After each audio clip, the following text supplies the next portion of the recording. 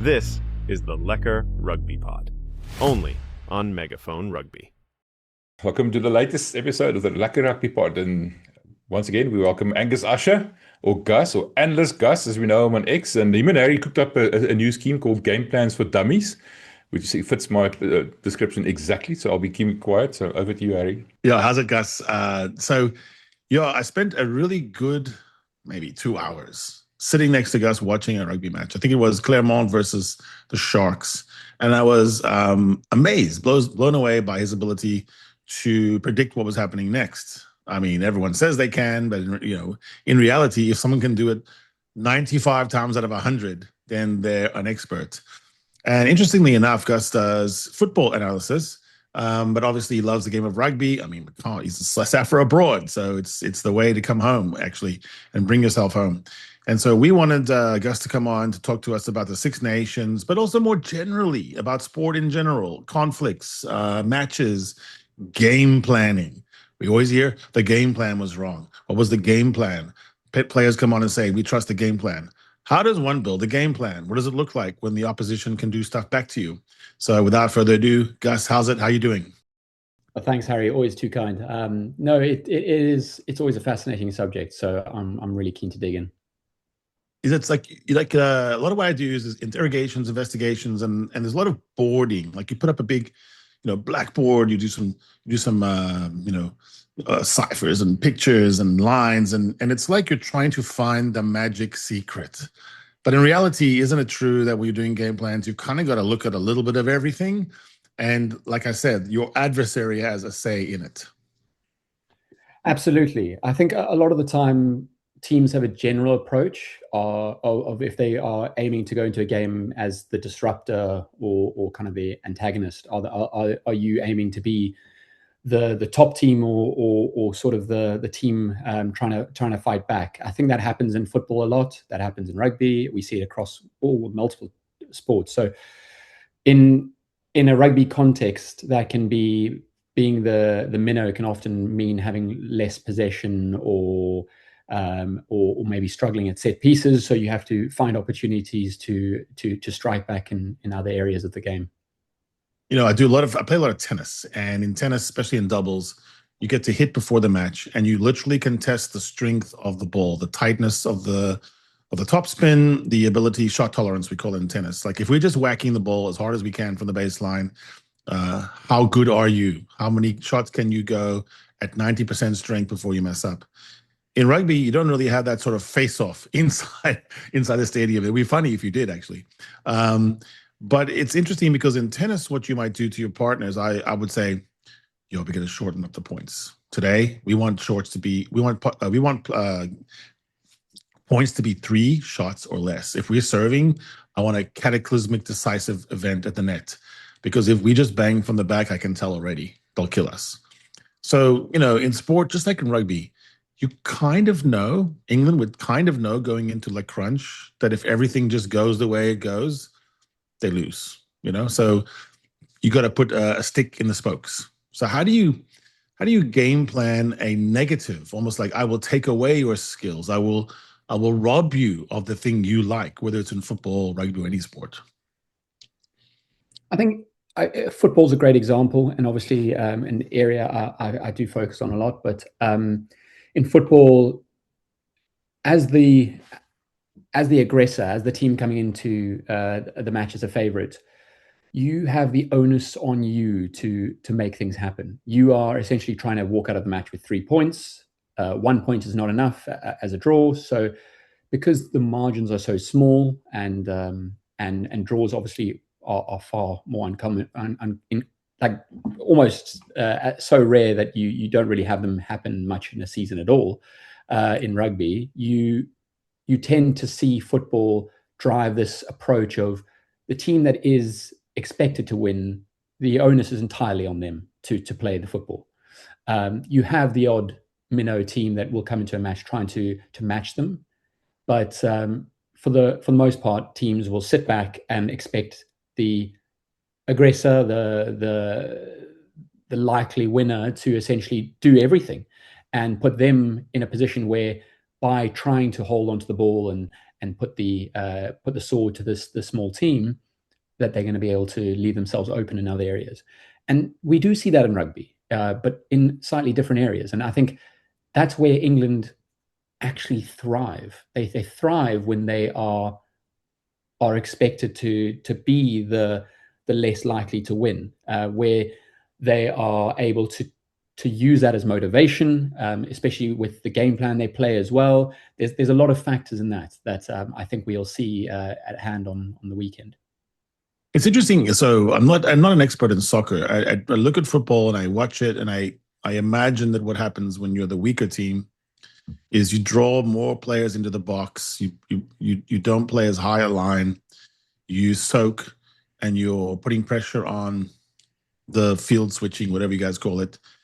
But you're ready for the counter. You're ready for the counter attack because you might only get 3 or 4 of those, and you got to make them pay, and play for a draw even. In rugby, it's a bit different because you cannot really make the shape.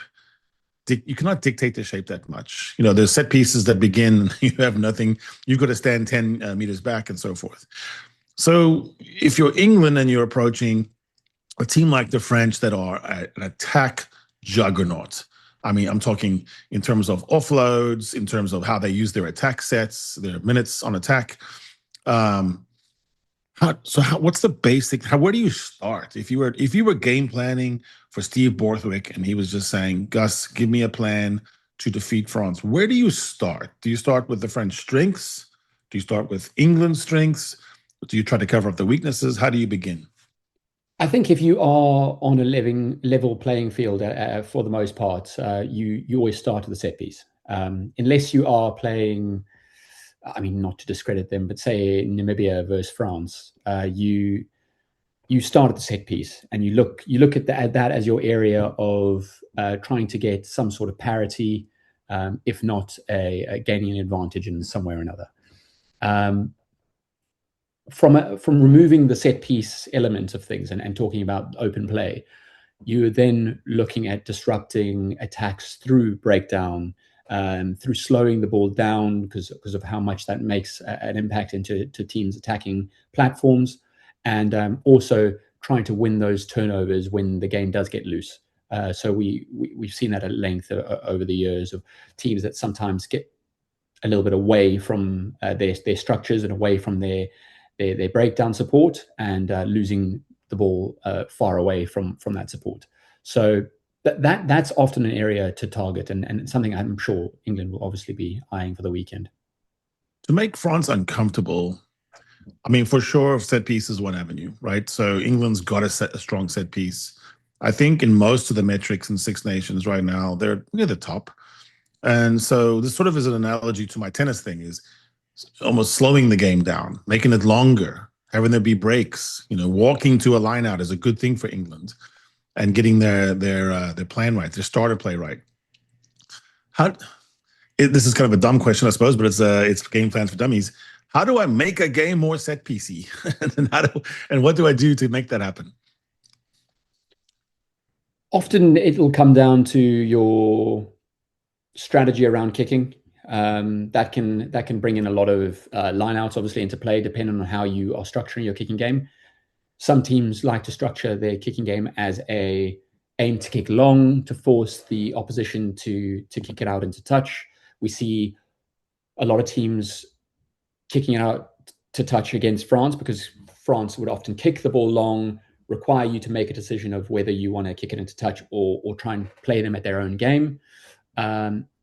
Alternatively, you can force scrums and set pieces in that sort of sense by choosing them, whether it be a free kick and choosing to scrum or a penalty and choosing to scrum. Of course, there's that element of things that the Springboks use to their advantage.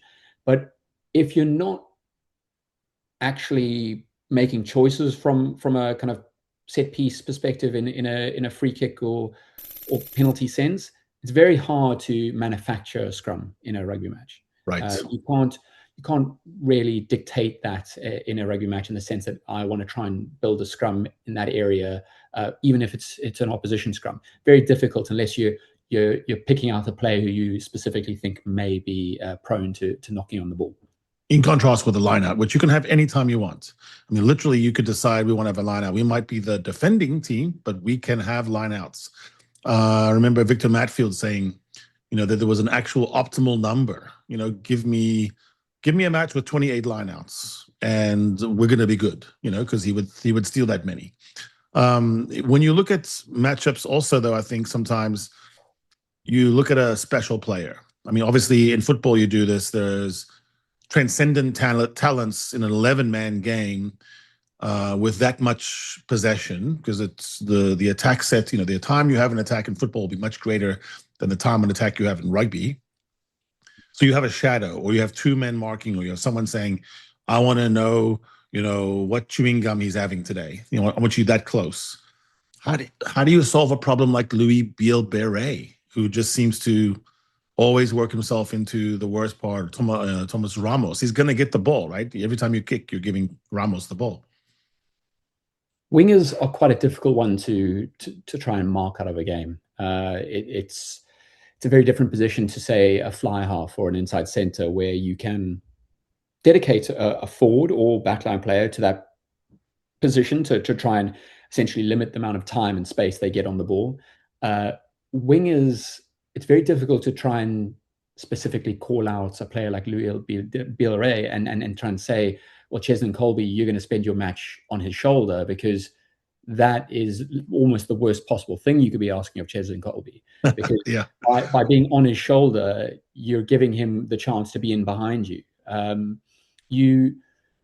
The best thing you can almost do is try and cut off the resources to those sorts of players. So cut off the opportunity for multiple phase plays, multiple passing within a single phase, or even cutting off the cross kick avenue, because you always have a winger standing out wide who can possibly compete in that sort of cross kick scenario. So it's more about limiting the opportunity getting to the player in that sort of sense, rather than expecting someone to man mark the player out of the game. Yeah, and trying to keep someone in front of you is difficult because of the chip kick. Louis Biel-Beret almost always chip kicks or grubber kicks. And the time, from when he catches ball in space to when it's on the toe is sometimes so lightning. It's a bit like, what's going to happen, but it still fools you. And he's very good at it. He's very good at making that ball go into coffin corner. Players like specificity and clarity. So would you almost say, a KPI? I'm just making up one now. We don't want Louis to have 5 clean touches in a good attacking space in the match. Like 5's our holy grail. He's going to get something. We're not going to say 0. It's ridiculous. But keep it under 5. If it's 3 and 1 off, that's a bad. If it's 2, we're good. Would you think that you do something like that? You can. I've seen it before with certain players, that there's been sort of discussions around trying to limit the amount of kicks a player may make, or limit the amount of carries a single forward may make. You can only obviously influence those sort of things to a certain extent, but if you're trying to limit the amount of carries a forward is making, that is almost entirely out of your hands. So the only real context then you're trying to provide is you're trying to say, well, we want to limit the amount of meters gained this player can make, or even say him getting over the gain line at all, because of X, Y, Z. I mean, there may be a trend that a team who uses a primary ball carrier, generally an 8th man, say it's a Jano Augustus or someone of that sort of nature. If you can find a particular trend around him, saying, well, because he's their primary carrier, and if you are able to stop him at source before he's able to really get over the gain line, get his momentum, you beat Ulster 5 out of 6 times type thing. There is obviously caveats to those sort of things, but there's data around those metrics, and you can point out those things. Where Biel-Beret is a bit different in that sort of scenario is him getting the ball 5 times can be 5 very different scenarios. His 5 touches of the ball, if you try and mark him out of the game by limiting the ball getting out to him wide and leaving him one-on-one with your own winger, that's great. But he might just come inside and try and get touches in less, obviously less primary positions, but he'll still get those touches. So the context around where these actions are taking place is always so crucial. So I was trying to look at the French team and imagine what is the best way to beat them. And I just looked at the teams that had beaten them recently in a decisive manner. And I imagined that there was a Bok way and there was a Scott way. And I thought they were very, very different. But the more I looked at it, they were actually the same, which is, I think this is, a blueprint. And I want to hear what you think about it, which is there are players in this French lineup, in the back line. I'm just talking about back line right now. In this French back line, they are so dependent on that Ramos, Dupont, and then electric wingers in some way, that if you can make them play the 10, play from 10, with 10, around 10, give 10 more and more space, and then that's one issue. And one is make them overplay. So quarterfinal, and then November last year, box, but then this time Scotland just sort of luring them into hey, maybe we just go toe-to-toe and we just start scoring. There is a difficulty with them marshalling the energy of Dupont before Saran comes on, of putting Ramos in the right spots. And if it's Jalibert or if it's Intermac or whoever it is playing 10, seems to be unused to having to run the ship. I don't know if that makes sense. Whereas on the other side, whether it's Sasha or whether it's Pollard or whether it's Finn Russell, they're comfortable playing off 10 if they have to. Does that make sense? Yeah, absolutely. I think Dupont, with how incredible he is, one thing that is often a little bit more difficult with your scrum half being your primary game manager is they are more they are easier to flood with your big tight five. You have your big tight five around them. It is a little bit easier to limit their decision-making time with specific players that are always going to be around that certain player. So it almost zones in the area of contest to you being the lock or the hooker or the either prop. You're always going to be in the vicinity of Dupont. So we're going to make your entire game week about, obviously you're going to be doing your pillar post defending around other forwards that may be making sort of breaks around the ruck, but the rest of your time is just going to be studying what he's going to be doing. And every little bit of insight they can gain to that can make a difference in stopping him in certain decision-making moments in a match. And as you say, sometimes he's unable to share that creative load with the player at 10 or with Ramos. And I feel sometimes, as great a player as he is, there needs to be more onus on the team playmakers rather than him being like the sole playmaker. Yeah, it's interesting. So we'll go to basketball now. The idea of a point guard whose job is not only to provide assists, try involvements, we'd call them, but putting the ball right where the players like it. Like throwing a different floater to this guy, or for a forward, you don't gun a spiral right at their head. You put it right in the belly. You may take some speed off of it. And I've noticed this, that when Saran, Legaric, Luku come on, that sometimes I think for sure, I've looked at it, they score more. That could be at the end of the game. It could be fatigue. I'm not bashing Dupont. I'm just saying that he does so much.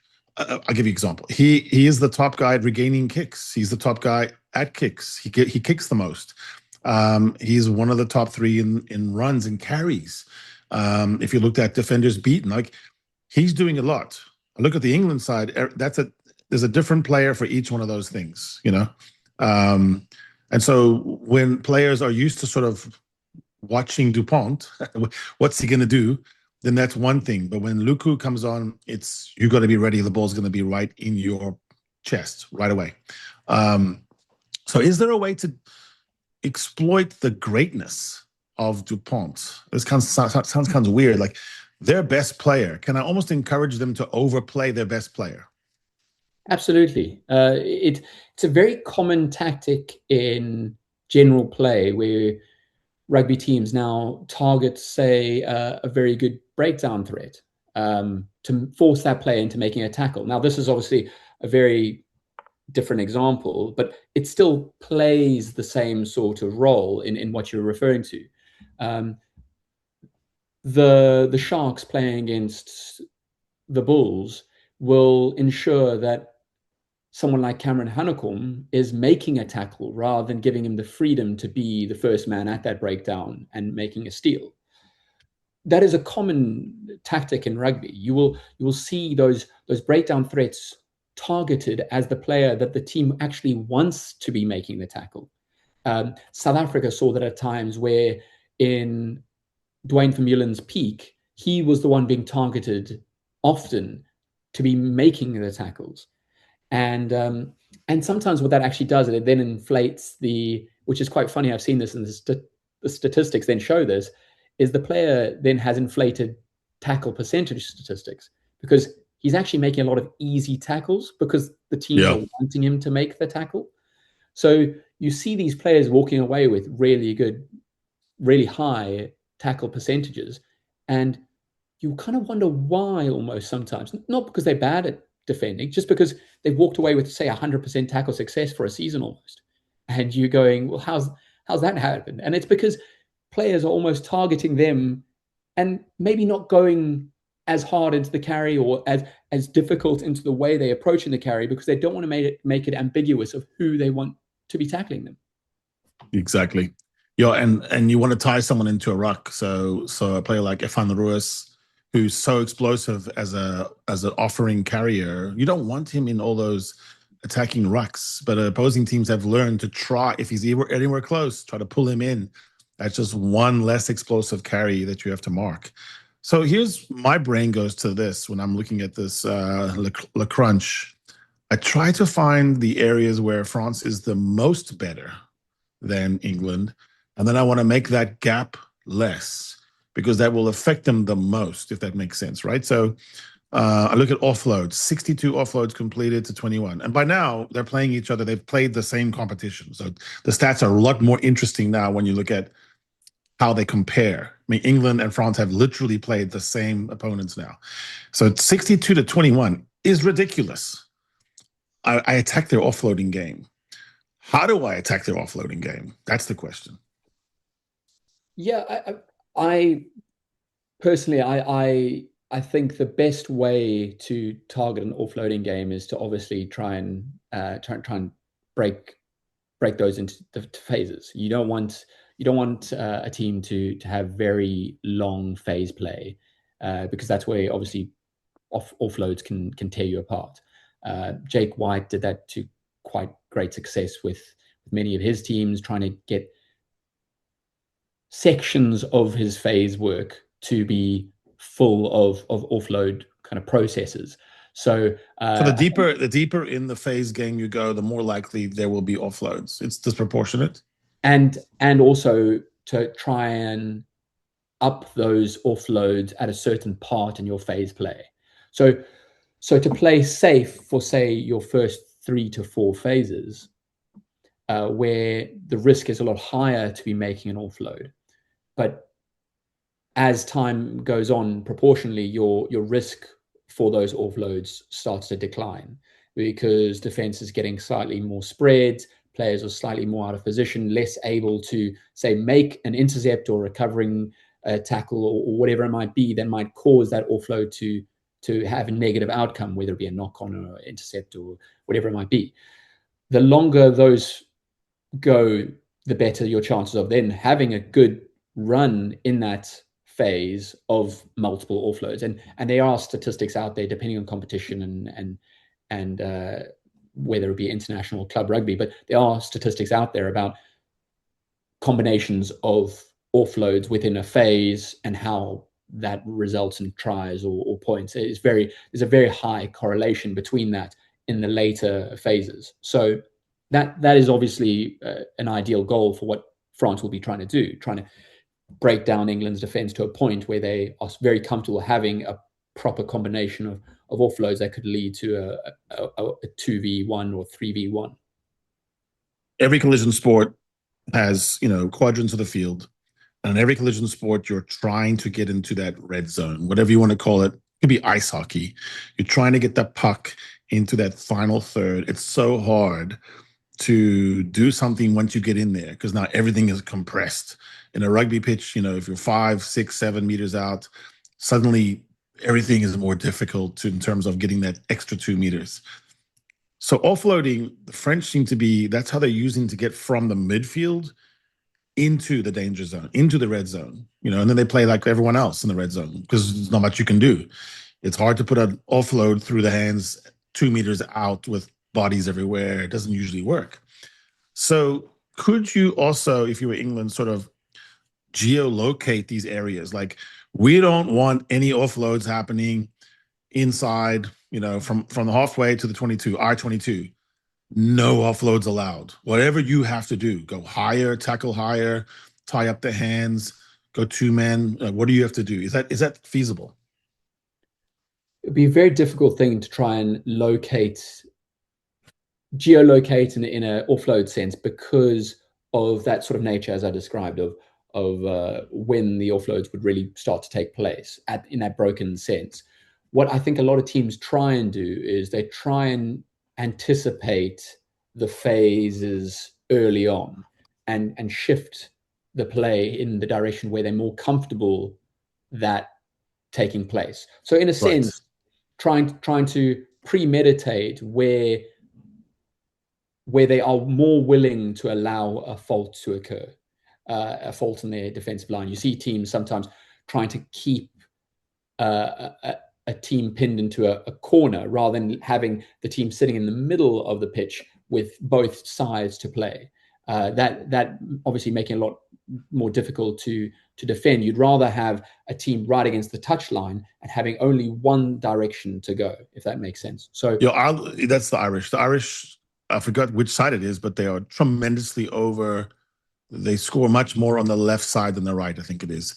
So if you take away, my right, his left, you're in good shape. It's also sort of a bend but not break idea of, let's say I give you arbitrarily, I just say, I'll let you have 7 phases.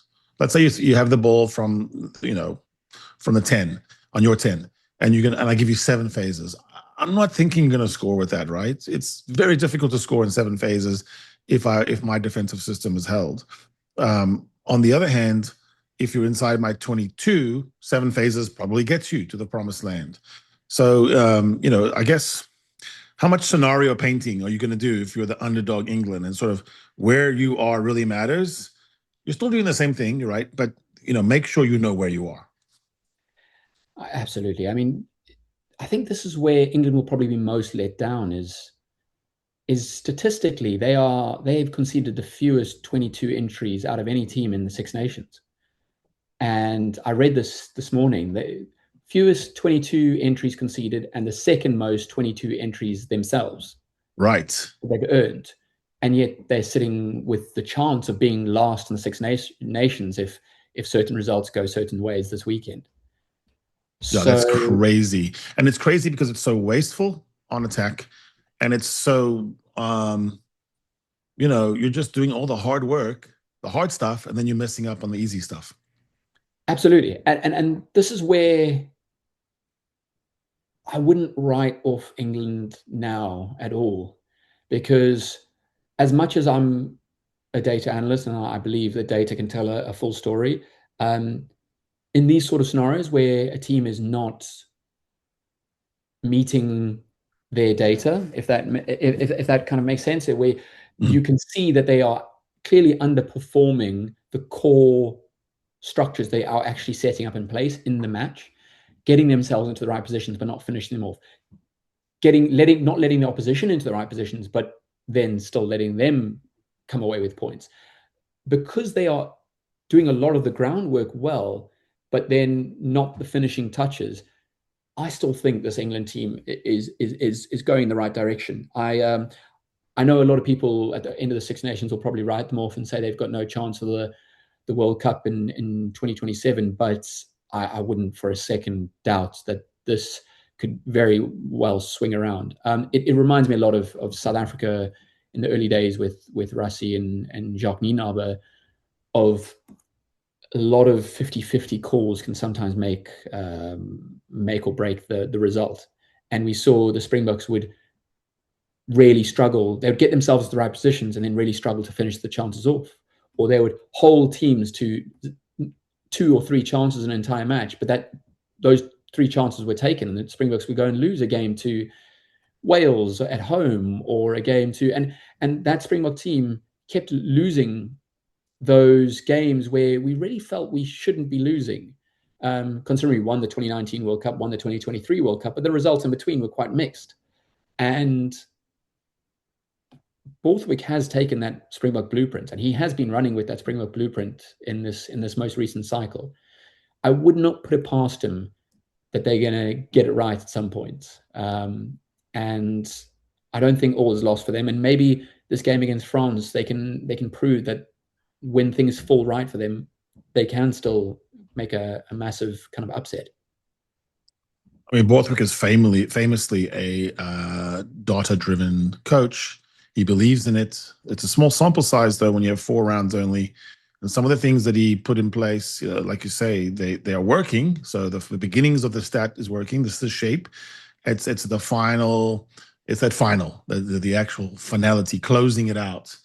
I'll go back to tennis now. There's a fascinating set of numbers when you look at the rivalries between guys like Federer, Djokovic, and Nadal.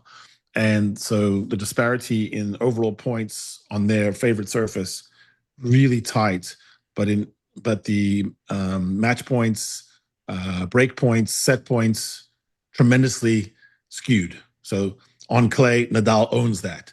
On grass, Federer. On hard court, Djokovic. And so I think there's something similar in what England is doing right now. It looks right, you're getting there, but at the final hurdle, you keep failing. That's one point. So there is a speech you can have right now on the training pitch that works for Borthwick. Guys, believe me, this is going to work. It can work. But I also think even personnel-wise, that's a Sogbe, Louis Bilbere, Ramos. These are not tall guys. I cannot believe you couldn't invent more of a kick chase aerial with guys like Freeman, Stewart, guys who are sort of skywalkers, even if they're not tall. Like there's athletes in there. But the box it is, they put locks in the chase line, So let's see you outleap, Itoje. So why is that not happening more in England? Are they not sort of being a little more creative like the Boks are on the chase? I think the major difference between Borthwick's plan and the Springboks plan is not even the plans themselves. Obviously, the plans have had to change because of modern rugby always kind of adapting and evolving. So Borthwick can't just take the plan of 2019 and use the same game plan. But the main difference is really the personnel. The English team, they've gone for those wingers who are brilliant in the air and can meet those sort of criteria, but they don't have that game-breaking player who, like Cheslin Kolbe, for example, what he did in the 2019 World Cup, kind of made a try out of nothing, really. The other try was Lukanya chip over Makozola Mapimpi scoring. I mean, again, they opportunistic. It was yes, we controlled the game in a sense. We put ourselves in good positions and we made sure. In fact, we didn't really put ourselves in great positions. We just didn't let England get themselves into any good positions in 2019. Yeah. But what happened really was 2 tries out of kind of opportunistic, really talented individual moments. Those are what set us aside. In reality, we destroyed their scrum and we did a lot of things great. But if it weren't for those 2 very individual tries, it could have been a 3-point match, and it could have been in the hands of, say, an Owen Farrell or Handré Pollard penalty. It could have been very, very tight. And when you think about those individuals in that sort of sense, I don't really see many players in that England team who are going to create something out of absolutely nothing. They are very much Borthwick's men. They are built for the data. They're built for winning that aerial ball, but sometimes the data can't pull out Cheslin Kolbe sidestepping 14 people. And that's such a good point. I think they lack. Look at the France has 10 more tries than England. But when So 24-14. But I can find 10 tries that the French have scored that were mostly down to individual brilliance. You're exactly right. The Ramos volley side kick, kick on to BLBRE, sort of, moves in a phone box, that are so tight where you score, offloads that don't seem to be possible that are around another player. So we cannot say that those were system tries that were built up by pressure that was devised on a X and O board. It literally came down to people doing crazy stuff. So maybe that is a coach, wound too tight, too much control is the first point. And like you say, athleticism. I'm attracted to two different issues, though, where I think England could be, maybe not in this tournament, but by pedigree much better than they've been, which is the kicking game. I was looking at it and thinking, okay, the French kick more. They're regaining not as well on percentage, but they just have more kicks, so they regain more, which is great ball. That's the best ball, regained kick ball. But then I looked at kicks that found the grass, that bounced on the grass. I love that stat. France, 49, England, 28. Ooh, that's a massive edge as well. If England can bounce the ball, who knows where the ball is going to go? No one knows where the ball is going to go. Bielberry and Ramos, they're not better than anyone else at knowing what crazy thing a rugby ball will do. And if you can get it bouncing, and I think they're remiss at not getting the ball into more diagonal, tough corners, tight corners, chips over, chip space.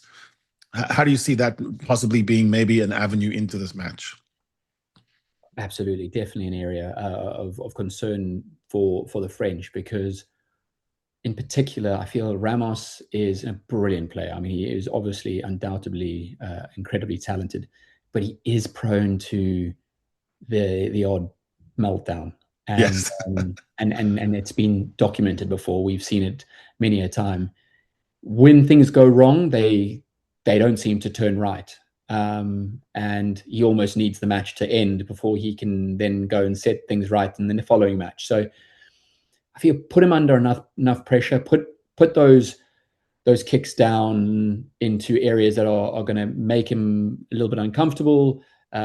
See if you can force that first error out of him, that second error out of him, and maybe just let him take the reins from there on, and maybe he'll lead himself down a path of errors. So he is one area where you can almost bank on a bit of lost head if things do start going wrong for him. And that is where you can target the French backfield.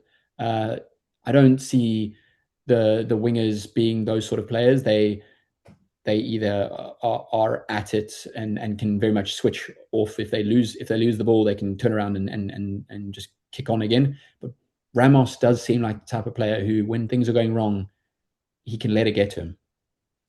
Good point. Scotland picked on Ramos, and very early in the match, he spilled the ball, knock on scrum.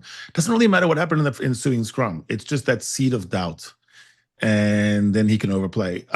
Dupont was also lured into a couple of mistakes. And the problem there for both of those incredible players is they always want to make up for the mistake. Then they try to do too much, and now you do the snowball. Here's a conundrum I was wrestling with. It's interesting for me. So the French have, one of the things they've keyed off of and used to dominate this tournament until the Scotland loss was their big dominant tackles, jarring tackles, turnover tackles. Not even if they don't even turn it over, but they just smash somebody in the defense, using a very much of a Springbok template where you actually go wide on the umbrella sides, and then you lure people into the kill zone. And please come in here. I'll even miss some tackles on purpose to salient you into the middle where you're going to get smashed. So big tackles, dominant tackles, as defined by Opta, 89 for the French, 41 for the English. So if I'm England and I'm trying to build something, is there a way that's rugby, like a proper rugby concept here, where I avoid the big tackle? How do I do that? How do I stay out of being smashed in that mode? Is there a thing I almost do, almost like sevens, to get out of something, to play around it? What can I do to avoid getting, absolutely moored? I guess the groundwork as an analyst would be to first look at where those dominant tackles are taking place. So you identify of those 80 odd dominant tackles that the French have made, where have they been making those on the pitch, as well as where have they been making those in relation to the ruck? And you will probably see a trend of, and I don't know this for a fact, so this is just an assumption, but you probably see a trend of maybe 2 areas from a ruck perspective and one area from, well, not one area, but an area of exemption from the perspective of where they are making the hits in a pitch perspective. And generally that tends to be, from what I've seen, teams don't hit those dominant tackles. They don't make those dominant tackles where they are charging out of the line in their red zone. You have the odd occasion where teams will try and throw a player in to stop an attack because they don't have the numbers out wide, and they hope that dominant tackle will end the kill the attack dead right there.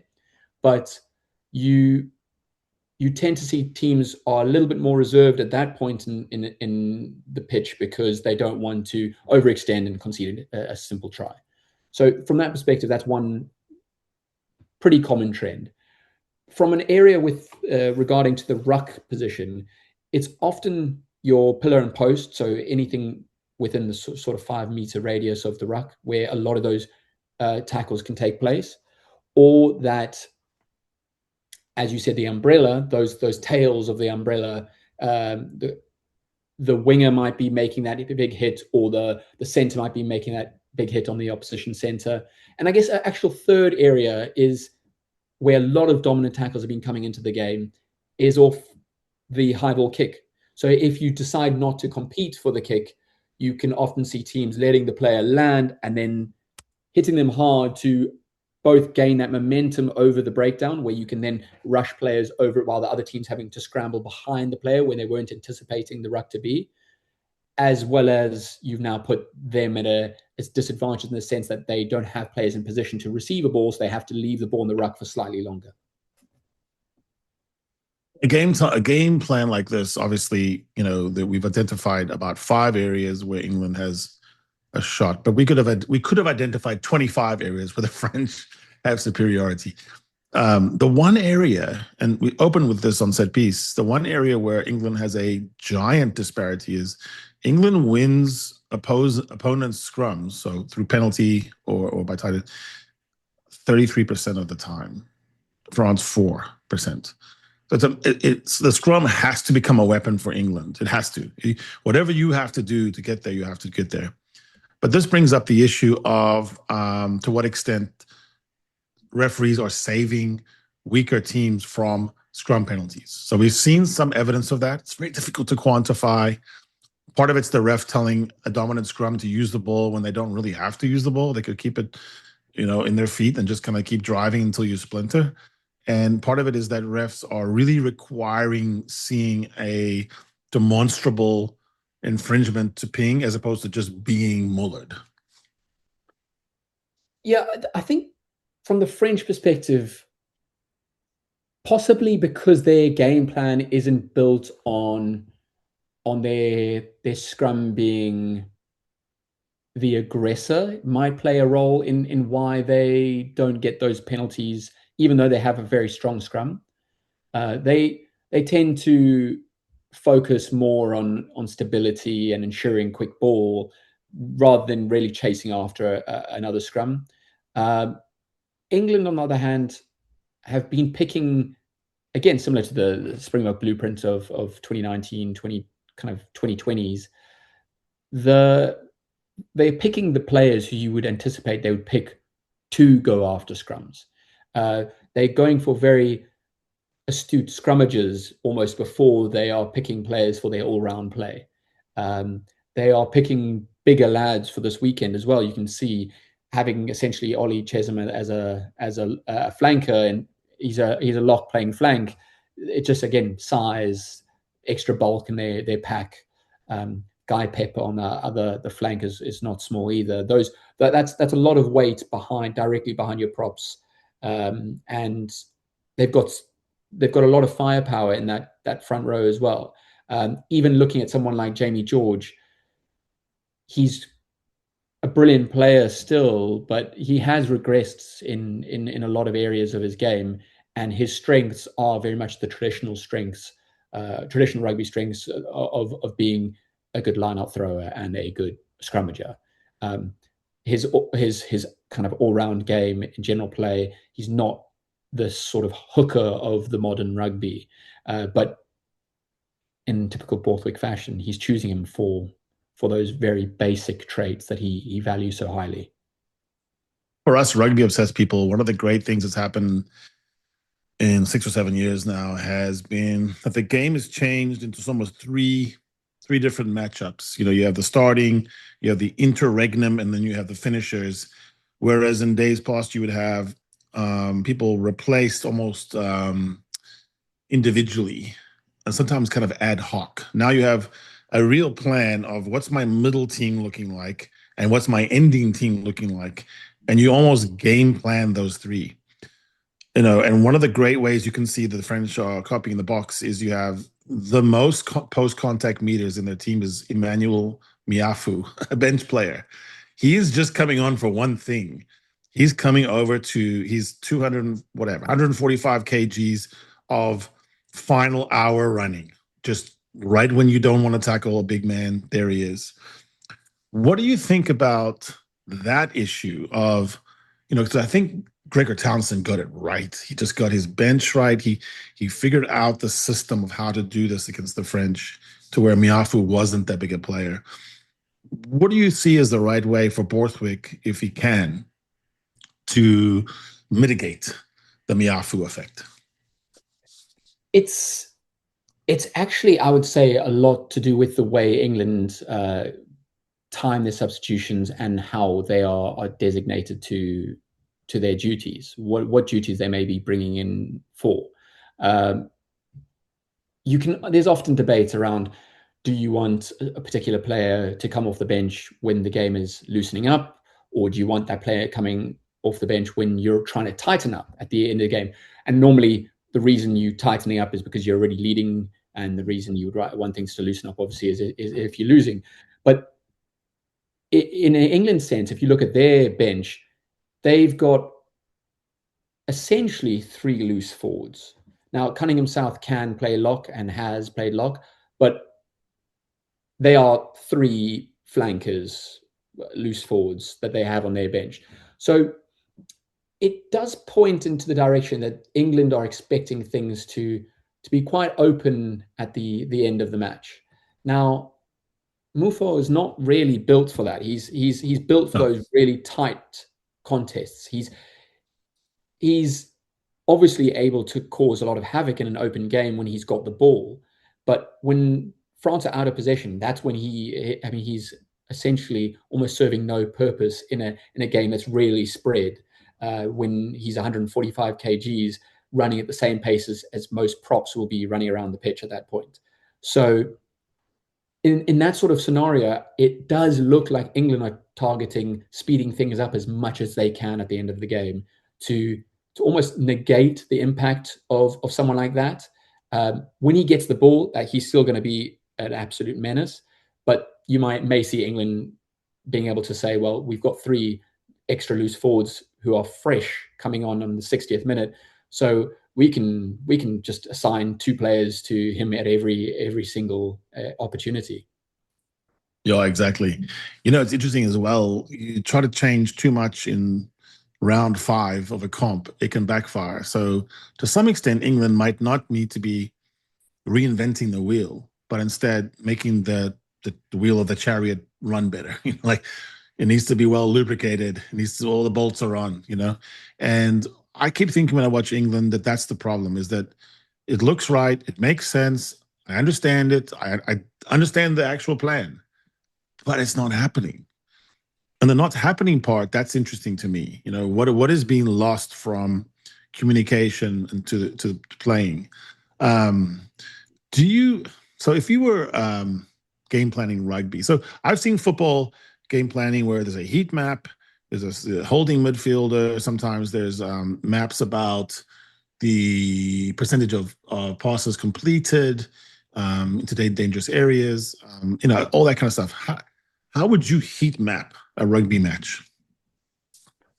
I think it's quite useful to heat map particular players as well as just possession in general.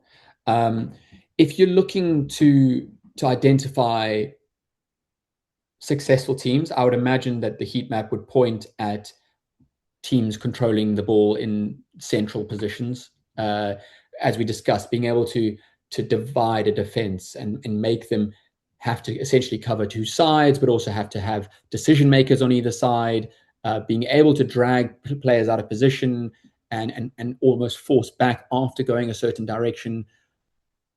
That opportunity is so successful that I would assume that heat maps in those very central areas and very central attacking positions can lead to a lot of success. From what I've seen, rugby data isn't really at that level yet with general access to heat mapping and the ability to track players' movements across a pitch very well. But it'll definitely be something that they'll use if they have access to it. If the England team has access to that right now, they will be looking into that data for sure. I've seen some pivot pointing where every single ruck, in attacking ruck on the pitch is depicted in some way, but it's like you're extracting some very general things from it. It's very difficult, I think, to compare it to other sports. Just in general, if you were thinking, and we haven't given you much time to think about this, but would you think that England wants less ball in play or more ball in play, or are they sort of agnostic about it in this match? I think they would want probably very little ball in play for the first 60 minutes of the match. They would love to, I think if you offered them a 5-point deficit with 20 minutes to go when they change their whole bench, I think they would be very happy with that, because it does seem like they're targeting a looser end to the game. You'll probably see them putting in a lot of kicks during the first half of the game, that they are just trying to do percentage gain. But as we know with this game plan, because we are so familiar with that sort of box kick game plan, you are always doing it with the odd chance that the kick falls your way and you can just have a try out of nothing. But 80% of the kick is you're assuming you're just getting a 20-meter gain if it's successful. You're not always expecting a try off every one of those kicks. You're just expecting the incremental gains with the odd opportunity that it turns into a try or something like a penalty that may be kicked for goal. I swear, Gus, what I would pray for if I was England is drop goals. Get in or around red zone and notch it. 4 of those is more than 2 tries. Let's go. Let's just go back, get the ball again, do it again. It's interesting to watch when the French get frustrated. And like I said, I sort of those 2 templates, but they sort of become one, which is you're trying to get a team to question themselves, infuse doubt. Start to have some people maybe screaming at each other. So famously, we saw, I think it was reported that Maro Toje was shouting at Finn Smith. I think for them to go into this match with any kind of negative energy is just a recipe for disaster. Do you think, from what you know, that England can kind of muster it together? Because this is France, for example. This is it. This is ancient rivalries. This is war for 100 years of war. Isn't there something there that can just, galvanize them for one day? I don't think it'll take much for them to get up for this match. I think England teams get a lot of criticism from their own media, and they always have. So they will have heard everything that's been discussed over the last few weeks. They will know that they've let themselves down in the sense that they were expecting to be title challengers for the Six Nations, and now they certainly aren't. They will also know that there's that chance of getting the wooden spoon if a few results fall wrong for them. I mean, a Wales win and a bad loss to France could well mean they end bottom of the table, and that would be more than enough motivation to go and cause an upset against the French. So I don't think it'll take much to motivate them. But I also think Borthwick will be telling them throughout this whole process that there's a bigger goal ahead of them, and this is all stepping stones in that direction. I do think Borthwick would have taken the same page out of the Rassie Erasmus book in that sense and gone, yeah, we want to win things on the way to a World Cup, but the World Cup is what we would love to win. Yep. And I also cannot help but think that Tommy Freeman, when I look at his carry stats and just the eyeball test, he's one of the top carriers in the tournament. He's difficult to keep in front of you. He leads his team in defenders beaten, in line breaks. He doesn't always have a lot of space the way I think the French wings do as well. And I like him on wing, not 13 so much. I just want to see that happen if England's going to win. So if you had to predict, though, let's just go ahead and do this. People love this. What type of match do you think it's going to be? High scoring, both teams scoring over 30, 25, 30, or is it going to be a tough one? And then who do you think takes it? I'm not a good predictor. I often predict with my heart and not with my brain. But in this sort of match, I do see the French winning. I would say probably quite high scoring, because this is, as much as England will try and keep things as tight as possible, this is still France, and France do score a lot of points, and we've seen that in even the game against Scotland. We saw 40 points and losing a game is quite tough to take. But I want to see that stat. I want to see how many matches France ever scored 40 points and you lost. I would say they're probably up there with one of the higher teams in that stat. I would say there can't be many teams that have lost more times than France when scoring 40 points. That's a great trivia question. I love it. I want to look that up. I would imagine they would be up there. Yeah. But I would say, if I were to guess, I would say something along the lines of maybe 36 to France, 27 to England, with England maybe scoring a try or two at the end. Mm-hmm. I'm with you on the French winning. I think there's going to be lots of fights. There's going to be cards. There's going to be controversy. And when those matches happen, they usually drop the ball a lot and people get rattled. So I'm going to go a lower score, but I think maybe 25-20 to the French. Gus, it's been wonderful to think about what it would look like if you and I were hired to be game planners. Hopefully you will be. I don't want to be. It sounds like too much work. But it's been wonderful to chat. And what a tournament. Are you enjoying this as much as I am? Yeah, I mean, I can't remember the last time the Six Nations was this unpredictable. I mean, it also hits me hard when I think that if Scotland had beaten Italy, they may well be in a position where they just needed a single point from the game against Ireland and they could have won the Six Nations. So it's fascinating to look back at a game they probably should have won when you look at the games they have won. But yeah, I mean, what a Six Nations to go into the final week with so many teams able to win, with England able to finish last. I mean, there's loads of stories that people can write about. Italy could end up going away with 3 wins in a Six Nations. Fascinating results on the weekend. I'm really excited to see what happens this coming one.